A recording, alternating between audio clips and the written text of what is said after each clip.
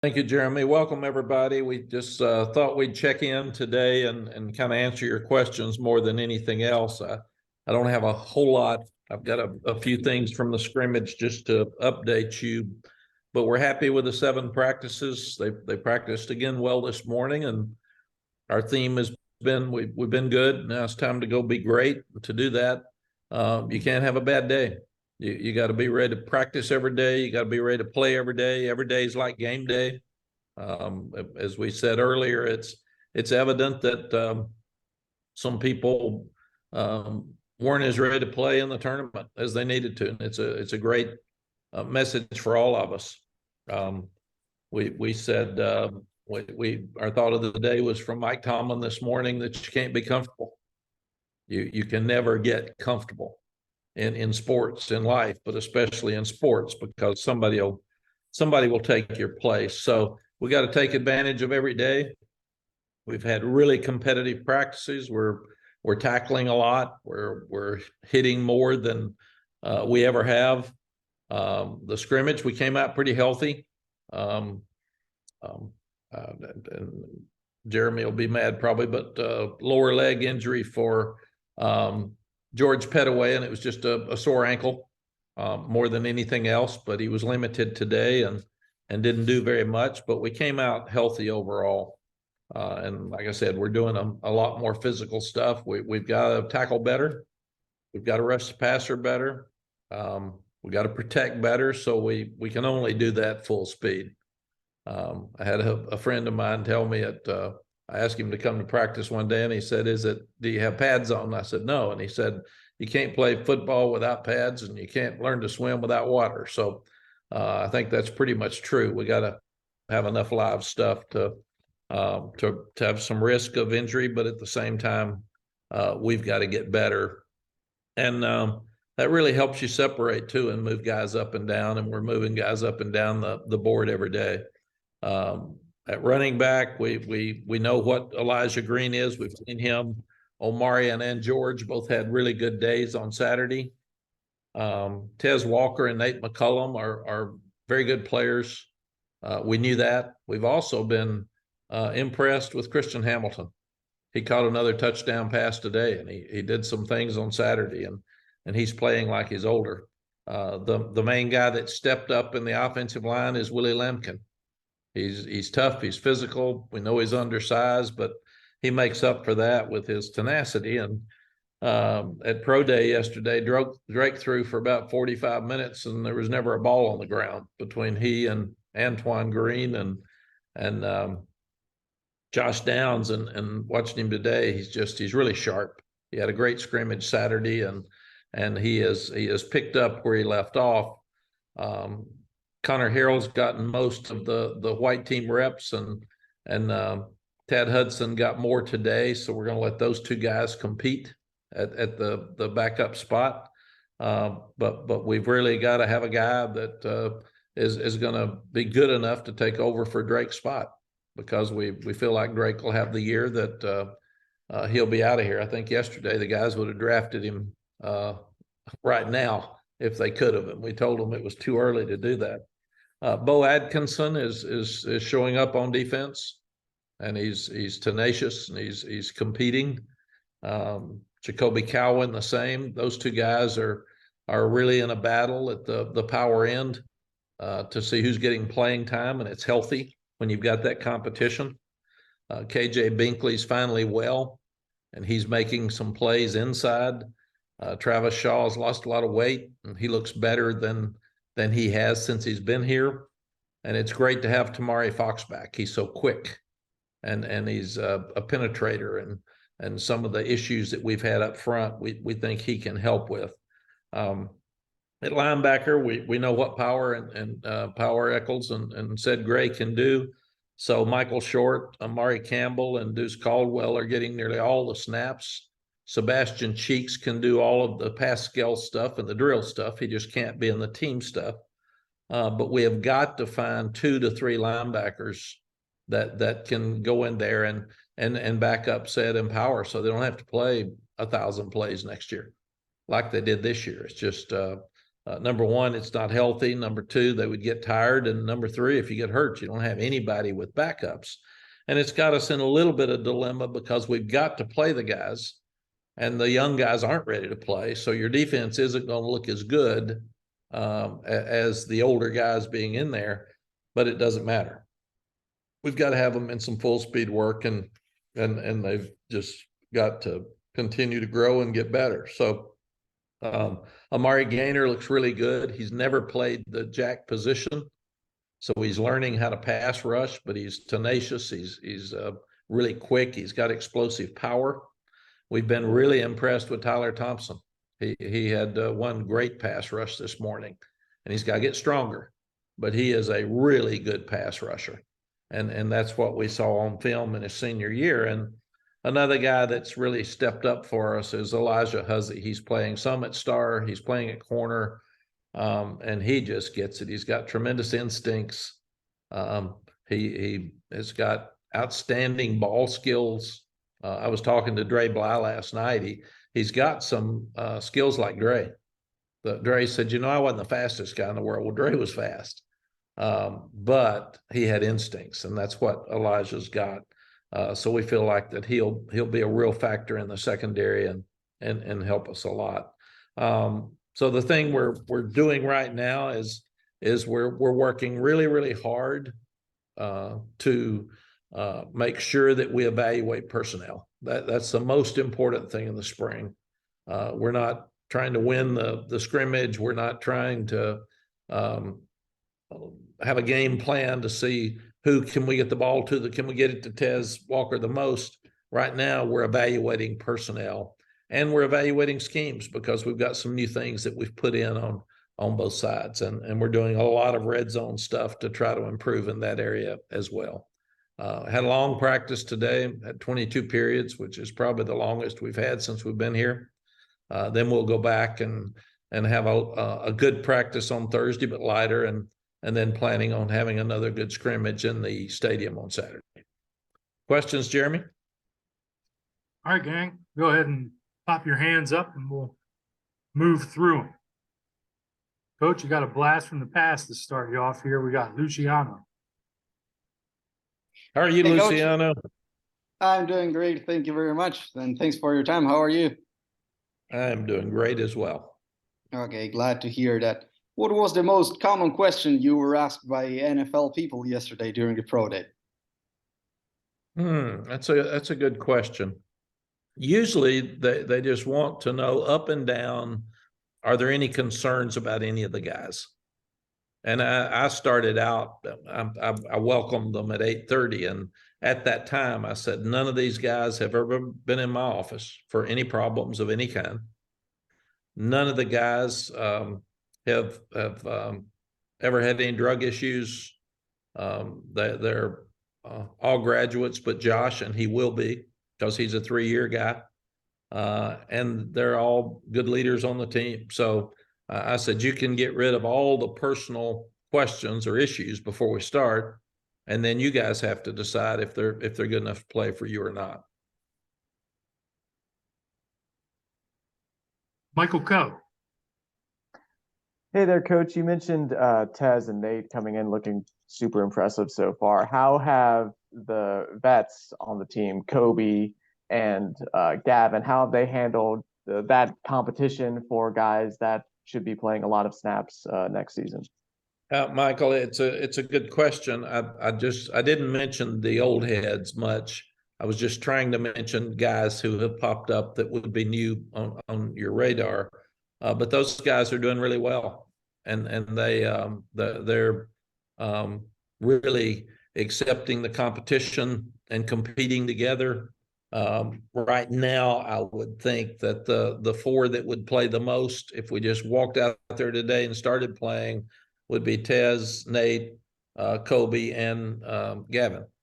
And then the others are, of course, JJ's out, Christian Hamilton's coming, Dre Green's doing a lot of great things. I mean, the other guys will be in the mix.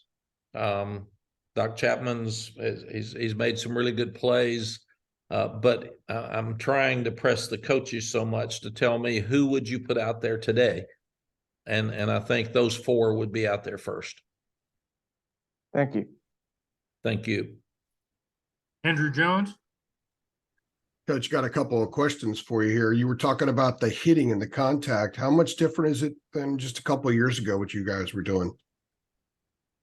It's a lot more now, Andrew, and the biggest part is that number one, we've got more depth, even though there's some guys injured.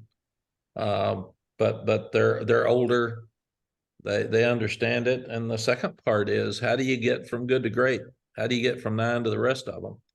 And we feel like that the issues that we've had, we can't do a better job against tackles for loss and sacks unless we got some live stuff. And obviously the quarterback's the only guy we're not hitting.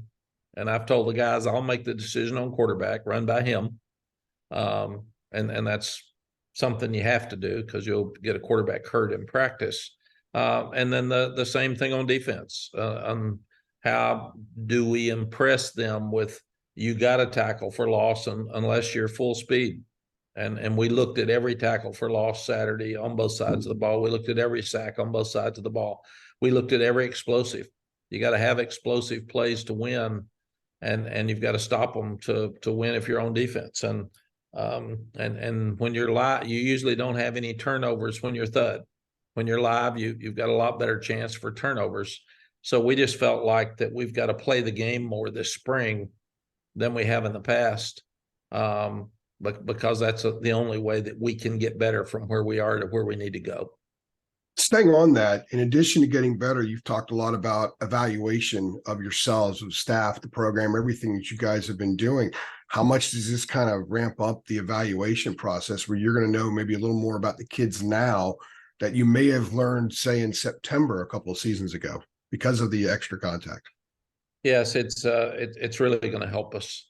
And it's going to press the envelope more now. We open up with South Carolina, which is a really hard game. Then we got Appalachians, a hard game, and then you've got Minnesota coming in here. It's another great team, and then we go to Pittsburgh. So we don't have time to grow into the season. We're going to have to be ready to play like we've had preseason games, and that's where the scrimmages are coming in when we play South Carolina and Charlotte. The other thing we're doing, and we've always done some of these things, but I'm really pressing the coaches to grade every practice like it's a game, and move guys up and move them down, because you're going to lose your spot unless you compete. And I'm also asking them, Andrew, who's making plays? Who are difference makers? And I told the guys after practice today, some of you have a chance to be great players, and we've got to push you to help you get there. Some of you are going to be good players, and you're not ready yet emotionally to be a great player. You can't do all the things you need to do to get there. So we're going to need some good players, but we're going to push you all. And some of you are going to separate from others, and the great ones are going to play obviously more than the good ones. Thank you. Appreciate it. Thank you. Ross, go ahead. Hey, Coach Brown, wanted to go back to the pro day yesterday. Couple things. Was there anything that stood out that scouts or front office people were saying about Josh Downs or Green? And then secondary, like, were they asking about Drake May? Were coaches or were scouts and front office personnel coming up to you about Drake, and seemed like kind of a preview for him for what could happen next year? Yeah, Ross, really all of the above. The thing that they always are so amazed at Josh's quickness and his ability to catch the ball. He just has so much ability to separate on routes. They knew he was 4.48 at the combine, so he didn't run a 40 yesterday. But the ability to stop and start, and I'm telling you now, he and Andre did not drop a ball, and Drake put it where they couldn't drop it. It was right on. I was so impressed with all three of them, and I think they're all after Antoine Green ran 4.47. That really got their attention at his height. So he's in a better mix right now than he was before he went to the combine. With Drake, he would be a number one draft choice today, in my opinion. All of them are just amazed, and they sat there and watched yesterday. And we had all 32 teams represented. We had 45 people there for 5 guys, and Noah wasn't working out because of his injury. So that's pretty amazing that you would have that many people from an NFL pro day show up for 5 guys, 4 of them working out. Did any scouts say that Drake would be the #1 pick in this draft 2023? Did they tell you that? No, and I didn't ask them. I just know that Okay. they all said, "My gosh, is this kid great? He is a great player. Is there anything wrong with him?" And I said, "No, we can all get better. He's working on footwork." When you add to your offensive room Freddie Kitchens and Clyde Christensen, that's a load for new ideas and stuff and evaluation. And the same with Ted Monachino. You get new eyeballs on everybody. And then when you look at all the defensive linemen every day, and you've got Coach Cross, Coach Monachino, and Coach Chiswick all giving hard grades on all of those guys, they're listening and they understand that we got some of the best in the country that have ever done this, watching them every day and helping them with every little thing they do.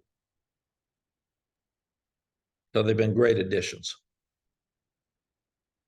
CL? Hey, Mac, I wanted to dive into the safeties a little bit. I was wondering how you feel DJ Jones is kind of making that transition to playing safety. And I also wanted to ask about Jaquarius Conley. Like, is he back to the point now where physically he was before he got injured, or is that still also a process of rehabbing? Yeah, first with DJ, he is a really good athlete that's very conscientious, that's playing like a guy that hasn't played safety before. He's getting better, but he's cautious some. He's got to tackle better. I was laughing with him after practice. He said he got a little stinger. He said, "I've always been hit. I've never had to hit anybody." So it's just different for him. But Charlton's really impressed. He's smart. He's got athletic ability. He can catch. He's sure not shy. So it'll be a process, but he gets better every day. I would say Jaquarius is closer to being 100%, but he's not there yet. And he's missed a whole lot of football. So he's working, he's trying. We see plays. We just need to see more consistency from him. And is Derek Allen essentially in the same role he was in Georgia Tech, or defense? Or are you guys asking him to do anything different? I think it'll be a very similar role, CL. The thing that we're doing with Derek is you've got when you look at Will Hardy's out there now in a yellow jersey, and he can do he and Geo Biggers can do all of the Pascal stuff. They're starting to be able to do a lot of drill stuff. They haven't let Armani Chapman do anything yet. So hopefully he will be able to start doing some more stuff at the end of this week or the first of next week. Those guys, Derek's just playing safety, and we're getting a good feel of who he is every day. And when we get Will and Geo back, obviously they'll have a prominent role. And then you're sitting there with Don Chapman's playing really well. So you've got some good players that have been around. DeAndre Boykins is star. Then you've got Day Hollins playing backup star, and he's playing corner. And then now we're starting to play Elijah Hussey some at star. So we're and then we've got some guys coming in at safety, at corner, and at star that can help us in the fall. So we're trying to really evaluate hard what we've got now, see what the role would be, and then see about the guys that are coming in. Where would they fit? The guys that are coming in, so you all will know, they can be in Zoom meetings for every meeting in the spring for every position. So they'll be further ahead because they're looking at spring practice video. They're listening to the coach in every meeting. Then the coach can have individual meetings with them on Zoom. So Zoom has really changed all of our lives in a lot of different ways, but it makes it much better for the young guys coming in June to be prepared. If I can just follow that up, I don't mean to hog this, but is that new? Is that something that you guys are doing? The Zoom, was that something that's been done before? No, we did it last year with the guys that are coming in, and it helps Will Hardy. He played a lot. It helps a Marcus Allen. He played a lot, and they didn't get here till June, and that would have been you just couldn't have done that before COVID and before Zoom was around, because it just helps you so much.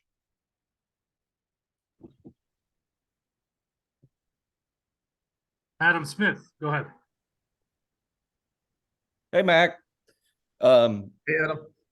I feel like CL's dominating me or something with that angle he's talking from there. I feel like I'm like his little son or something. Wanted to ask you about the offensive line, and it looked like to some of our eyes that you had Zach Rice at guard during the scrimmage on Saturday. I mean, have you moved him inside? Sort of, is that the move with him? Is he inside now? And just what is going on there?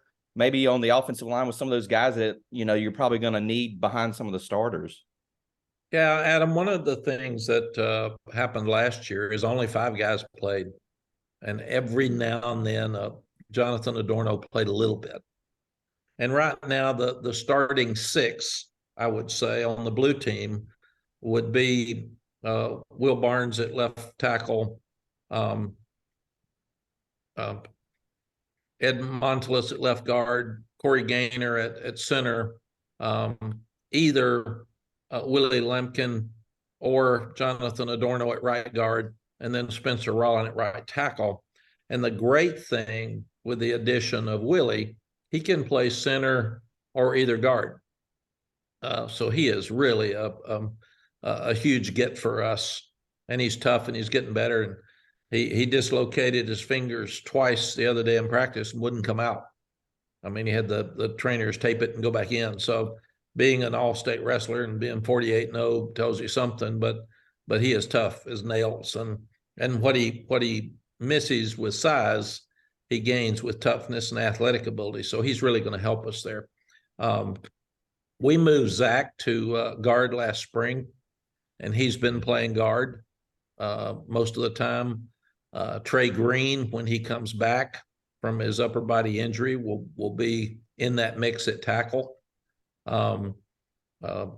Diego Pounds, Caden Baker, those guys are tackles. And Malik McGowan's done better at left guard. We're really impressed with RJ Grigsby as a freshman guard. You know, it's hard to put a freshman out there in the offensive line, but he's been very impressive in some things he's done. And DJ Guess getting more snaps as a backup center. So we do feel like that we're going to lose all these guys.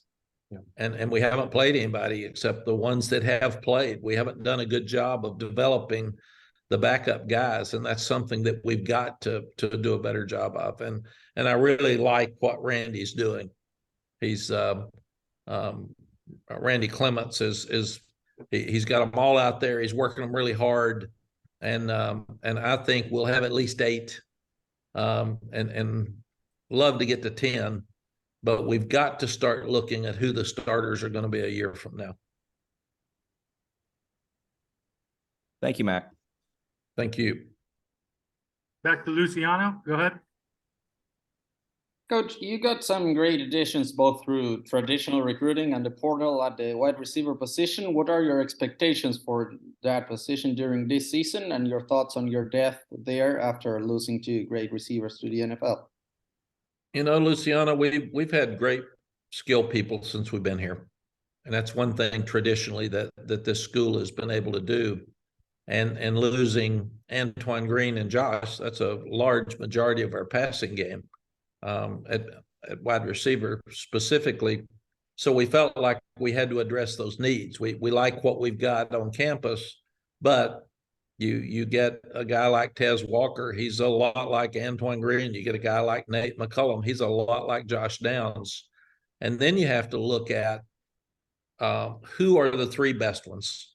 We want to play the best 11 on each side of the ball. And I always get frustrated if a coach wants to keep a guy who's on the second team, the white team, that's better than a guy that's starting at the other position. He says, well, he's a left receiver. Let him be a right receiver if he's the best one. So play the best players.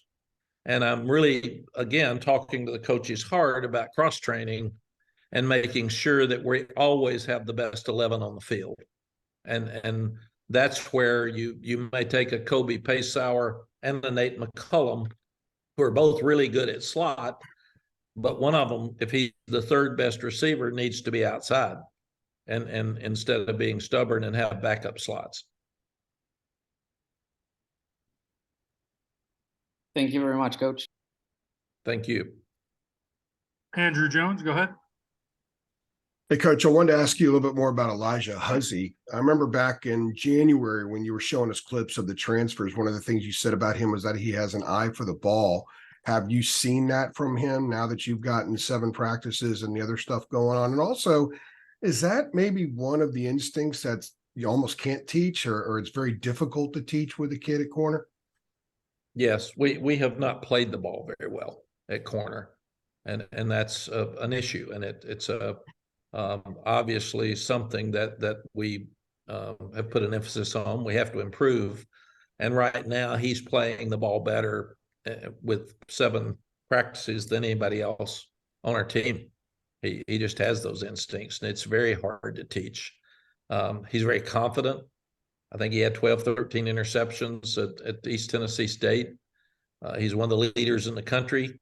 And he has come in with that chip on his shoulder like a lot of the FCS guys do and wants to prove everybody that he can play. And we were really impressed that he moved in so seamlessly when he moved to Star and started working there some, and he picked it up so fast. So he's smart. He's got good football knowledge. He's got tremendous hands and a great ability to play the ball. So if you would ask me who's playing better than anybody else right now in the secondary, I would say Elijah. The other thing that you said was the need for the skill guys in the back part of the defense to tackle better, everybody to tackle better, but you want them to be more physical. How physical a player is he? He's really physical. He will hit you. And he's not bashful at all.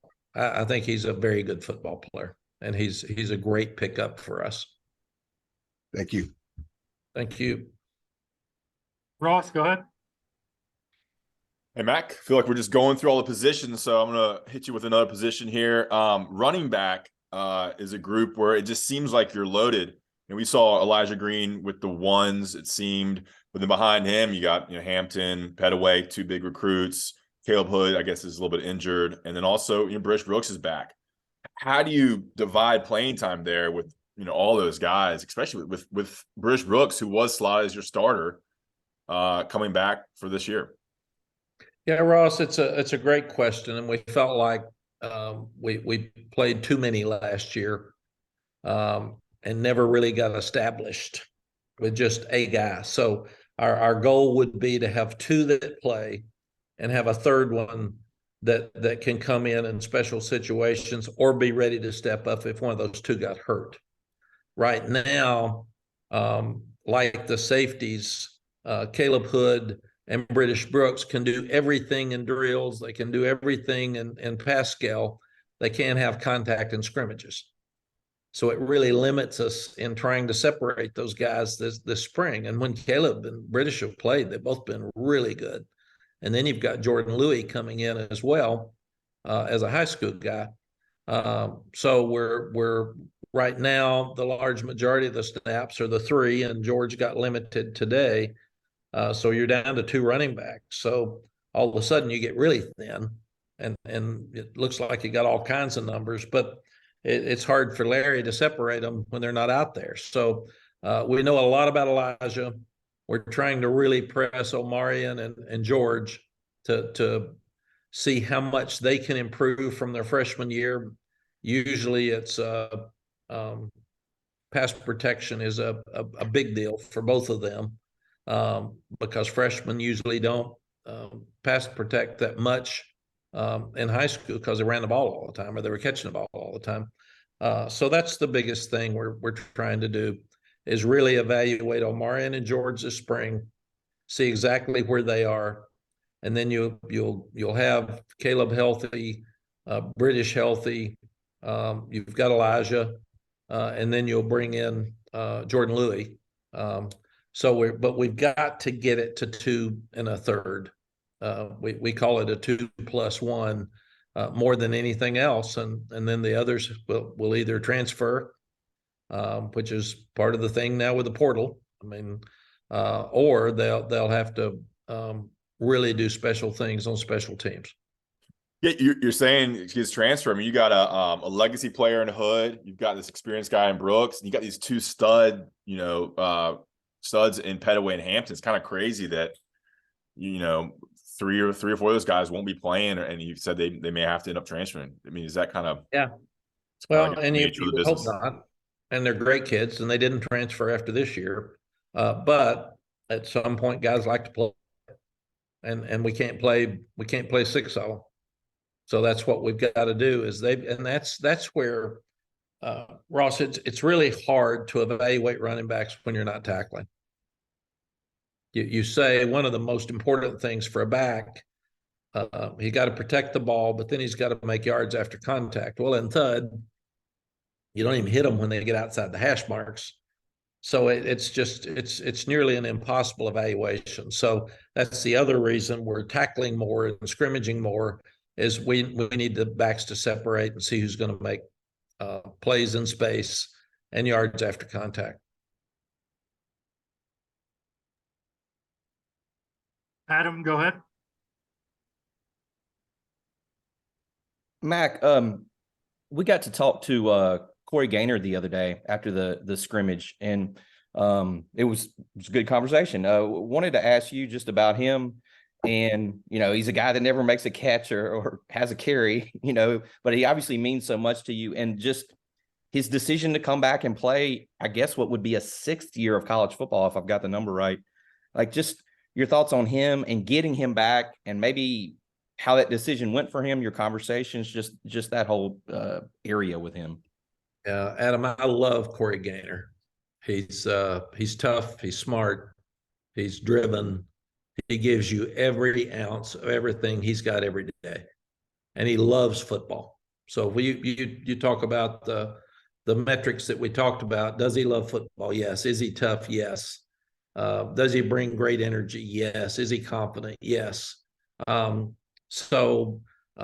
It's amazing to me that a guy transfers in from Miami, and number one, he gets on the leadership committee after spring practice. Number two, he's voted a captain, and he's been here 8-9 months. I mean, that's just unheard of. So I'm so impressed with him. And then he was talking about going out or not. He and Drake have a tremendous relationship, and I think both of them felt we've got a chance to have a special year. Let's don't pass this thing up. Let's come back and do it. And I told the coaches, don't recruit Corey. Don't beg him to stay. That's not fair to him. He's older. He's got a life. He can go to the NFL. If he doesn't make it, he can get in the business world. He may be ready for all that. And so Corey, he just worked through it, and it took time. And he did say, let me get through the bowl game and let me get through the season. And I just want to think about this thing. And he's all in. And man, he works hard. And I saw him out there yelling at somebody this morning. I mean, he works so hard. He's a guy that can yell at some of the other kids, and they don't resent it because he works as hard or harder than anybody. So he and Drake are really, really good leaders on the offense. And he's a guy that didn't talk to the media much, and Jeremy was cutting up with him and said, you've been around. You've got great personality. Why don't you show it to him? So Jeremy said he laughed and said, okay, I will, which shocked Jeremy. And then he said he did a great job talking with you guys. So, but that's who he is. I love him. I enjoy seeing him every day. We have commended Jeremy for staying persistent with trying to get him. He had to, because Corey said, I don't have time. I got to go to class. So Jeremy is responsible for getting that done. Thank you, Mac. Thank you. And I do think I talked to Corey after he did it. He liked it. He enjoyed talking to you also. Maybe we can get him so he does that on a regular basis. Let's see what's in the mind of Art Chansky, Coach. Hey, Mac. Hey, about 3 years ago, when NIL and the transfer portal came into play, you heard around the country, out of control, out of control. Would your assessment be that it's settled down at all, or it's about the same, or it's gotten worse? Art, I think it's settling down. I think it got out of control completely. And there were a lot of news reports, some probably accurate and some not. But and last year there were a lot more parents and kids asking for money than there are this year. And we talked as a staff to one of the lead enforcement people for the NCAA the other day for about an hour and a half. And he told us that you cannot be promised money before you get to a school. That there's no different than somebody giving you $200,000 5 years ago than someone offering you $200,000 to come. And they're going to start using that as an inducement to go to a school, and they're going to start making kids ineligible that accept that money. So that's a game changer. And I told them the faster they can do that, the more that word gets out, the better it's going to be. And there is no question that if a school offers a kid money, what's the difference in offering him money 5 years ago and offering him money now? It's still an inducement. So I think that the NCAA is learning more about how to manage NIL. The families are learning that a lot of the coaches that have offered them the money, that's illegal, and they could lose their eligibility. They're also learning that some of the collectives that have offered them the money, when they get to school, that money's not there. And if it is there, it's less than they were told. We have not had a person in recruiting so far this year talk to us about NIL. And that's different than it was last year. One quick follow-up. Is there newfound faith in Governor Baker running the NCAA that someone is going to get in charge of this? I think some of the things that you just said indicate that, but is there a newfound faith that they're going to get their arms around it better than they have? I think, Art, everybody's probably waiting to see. You know, you've got a governor taking over the head of the NCAA, and everybody's starved to have great leadership in that position, and they're excited about the anticipation of what may change. And obviously, Congress has gotten involved with NCAA rules, and a governor who's grown up in politics may be the right guy to fix it. So we all hope so. Thanks, Coach. Thank you. All right, Coach, it looks like we'll finish up with Michael Coe here.